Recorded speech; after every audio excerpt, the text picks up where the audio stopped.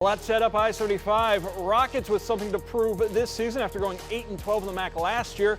In 2 games so far, UT women have held opponents just 34% from the floor, while freshman Jessica Cook has exploded in her first season, registering a double-double in consecutive games.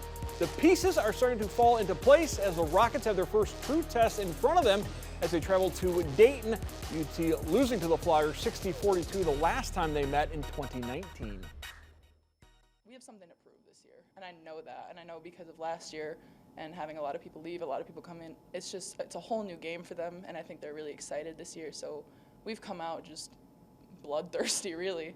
Everyone wants to get a stop, everyone wants to get the rebound. It's really exciting to come from a team that maybe wasn't all over the best players but wanted it, but this team wants it. We're the best players, and I think we're going to do something really cool this year. I'm excited as we go through the season because we have different people who can step up, and when that happens, it'll be even more fun to watch this offense.